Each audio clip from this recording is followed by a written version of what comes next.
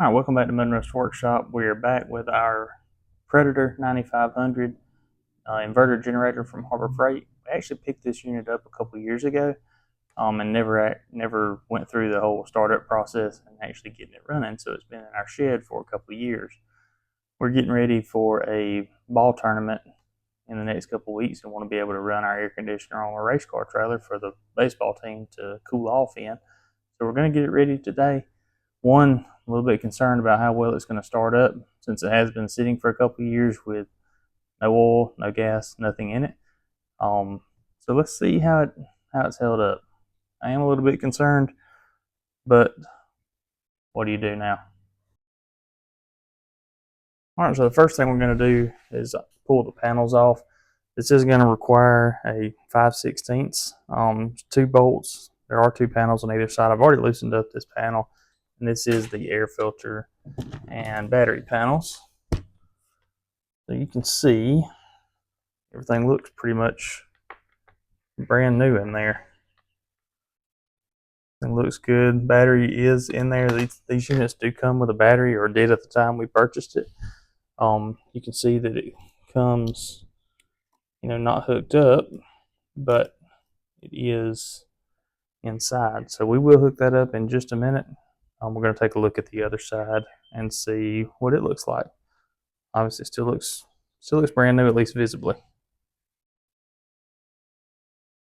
All right, so taking a look at the other side, and I have not taken this cover off, but we will.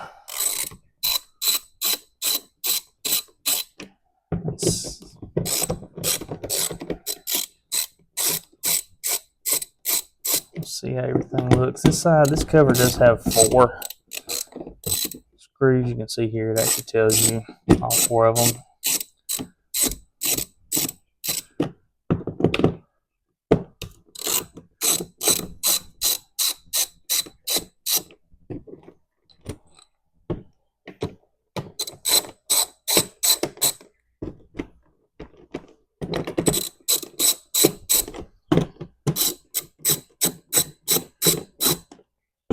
Again, using that same 5/16. Here is our oil fill, and then our other cover, which has the starter cord in it. But everything moved up so you can see. Everything looks really new.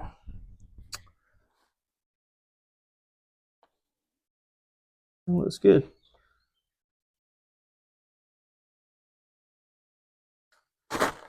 So you probably noticed that while we were opening panels that our generator came with a battery. And this, again, I purchased this a couple years ago. I can't say if this is the same as it was then, but ours did come with a battery. What it did not come with is oil. And I've kind of gone over the internet several times and looked and tried to find some information on break-in periods and stuff like that. And I found a period of 30 hours. This one has 0 on it, but it doesn't talk anything about a break-in process. So I'm going to take you through what I'm going to do for the break-in process. Your mileage may vary, but first thing we're going to do is get some oil in there. And I am just using some off-the-shelf straight 30 weight 4-cycle engine oil. Nothing fancy. We're going to be changing it really, really quickly anyway, but that's what I'm doing. We will long term run a 10W30 in this machine, but for startup, for break in, I'm going to use a straight heavier weight oil, and we'll go through the process to try to make sure we get the cylinders coated well before we start it up and fire it up. So first thing we're going to do is add oil. Do that just like you do with anything else. Our generator did come with a funnel with a long hose on it to be able to get down there, and we're going to add a little bit of oil. All right, so you can see our dipstick under here. You can see the high and the low marks. We want to be in between them. as we add our oil, and it shouldn't take very much. Gonna get our funnel running there, and add a little bit of oil, and then we'll periodically check it.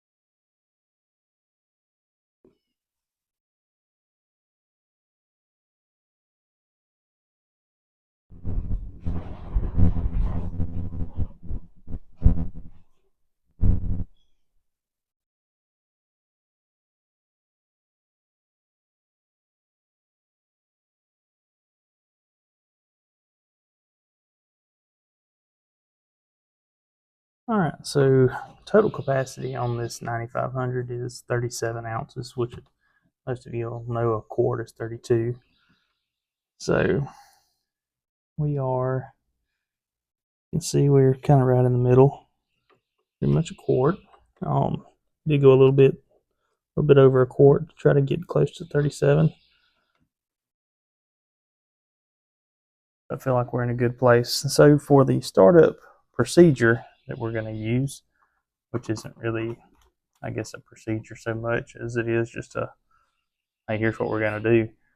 We're going to go through and we're just going to manually turn over the engine a few times with it off, just with the pull start, and get the cylinders coated, get oil flowing through the engine, through the system, before we try to start up and run it.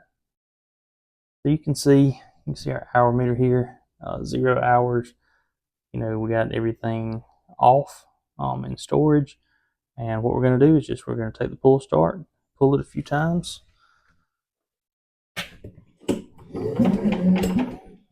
just to start coating everything.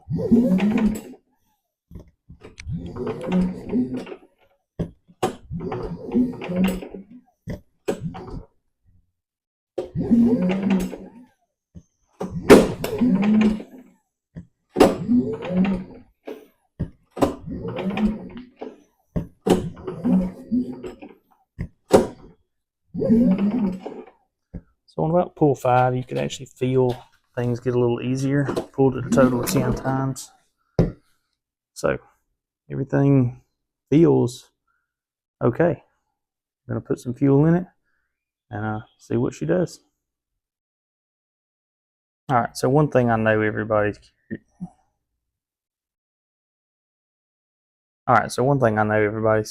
curious about is, did this battery that came in this machine hold up for approximately 2 years? I think that's right. You have to go back and watch one of our old videos to see exactly when it came up. But I don't know. I'm curious. Let's hook it up. Got to get my wire cutters and a couple small wrenches, and we'll see. We'll find out. We'll find out together. How about that? All right, so we're going to get this battery hooked up, and I realize that, there's going to be some folks that say, well, you could have left it on charge or trickle charge or whatever. You're just going to have to take my word for it that I didn't. But we are going to hook it up, without interrupting the video. So nobody has any kind of misconception that we did something in the meantime disingenuine, I guess would be the right word. So we're going to leave it running.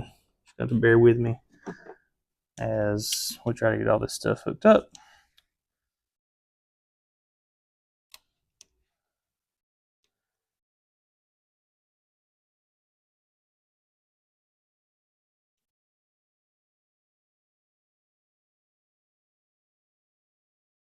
But we will do all this together. So you can see that the covers are still on the terminals. Covers still look really good.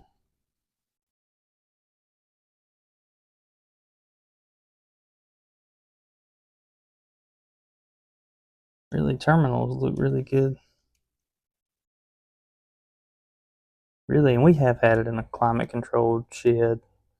So, you know, all in all, it's held up really well. No complaints there. If there was, it would just be my fault anyway, because I'm the one that's left it there for 2 years. But seems to have done pretty well.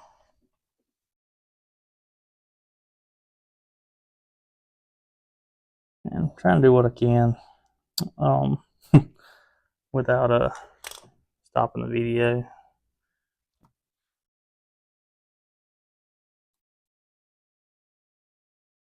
But I didn't grab any open end wrenches. All I have are ratchets and the screwdriver. So I'm having to work with what I got, which is fine too. Now, if you notice a few minutes ago, this battery wasn't hooked up, but we did have a reading on our hour meter. So that is obviously powered through some other source. I don't know what. There must be another battery somewhere. Keeps up with that. And it has been working and it's still alive. So, you know, maybe we're okay here. This side is typical. Not a 3/8.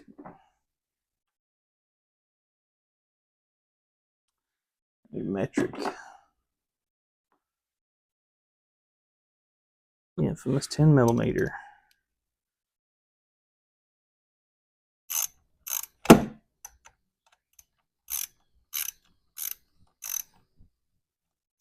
Alright, so now we have everything hooked up. We have everything potentially charged. We've turned our motor over with our starter. So let's see if we can get this thing started and see what it does. Alright, so it's been a minute since I've read anything on this, but I don't think voltage matters.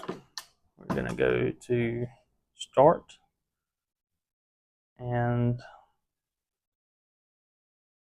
I believe just hit our starter. Started up and ran.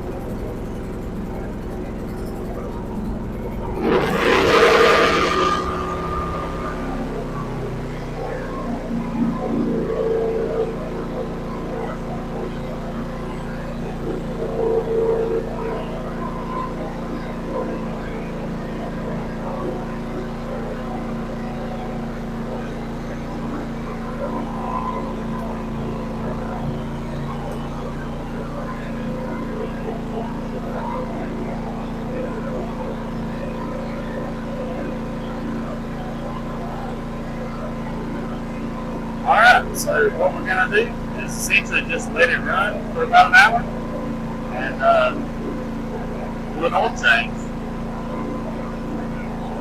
We'll be back in an hour.